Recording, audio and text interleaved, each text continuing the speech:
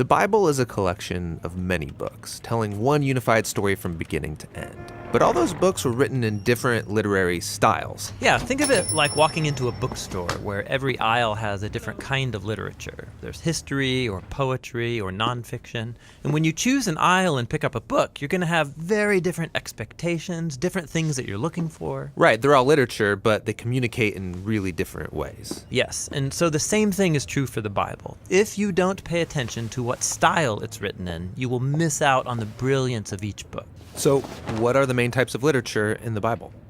Well, first and foremost is narrative. It makes up a whopping 43% of the Bible. After that is poetry, which is 33% of the Bible. And then there's what you could call prose discourse, which makes up the remaining 24%. Nearly half the Bible is narrative. Yes, and this is no accident. Stories are the most universal form of human communication. Our brains are actually hardwired to take in information through stories. And stories are really enjoyable.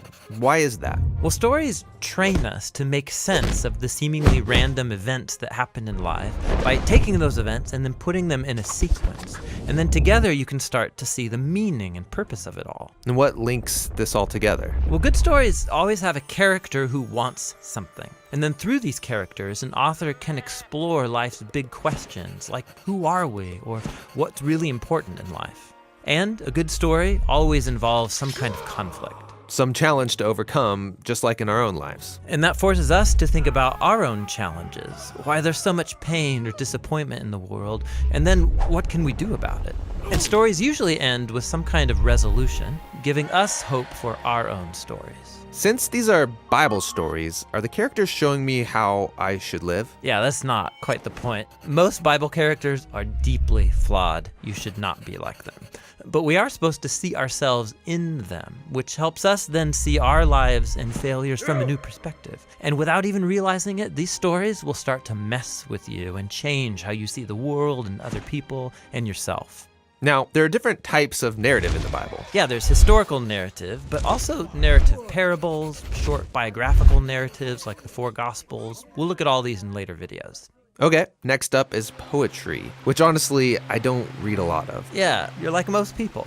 But 1 out of every 3 chapters in the Bible is poetry. Yeah, why so much poetry? Well, poems mainly speak through dense, creative language, linking together images to help us envision the world differently. Poems use lots of metaphor to evoke your emotions and your imagination. Lots of fancy language, but wouldn't it be easier just to tell me what I need to know? Well, think about it. In life, we tend to form mental ruts, and we think in these familiar, well-worn paths that are very hard to get out of through logic or reasoning. And what good poetry does is force you off the familiar path into new territory. Sneaky. And there's different types of poetry in the Bible. There's lots of types of songs or psalms.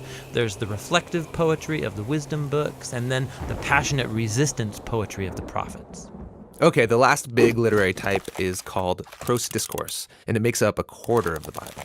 Yeah, these are speeches, letters, or essays. And the focus here is building a sequence of ideas or thoughts into one linear argument that requires a logical response. Like, hey, have you thought about this thing? You should also consider how it connects to this other thing. And if you do, then you will see that this is the result. And in light of that conclusion, therefore, you should probably stop doing that one thing so that this other thing will be the outcome. So you're persuading me with reason. Yeah, discourse forces you to think logically and consistently and then do something about it.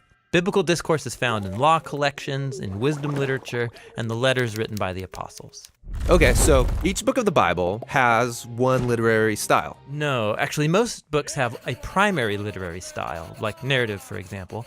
But then embedded in the narrative, you'll come across poems or parables or a collection of laws. Every biblical book is a unique combination of literary styles. And to read that book well, I need to be familiar with each literary type and how it works. Yeah, so you know what to pay attention to and what questions you should ask.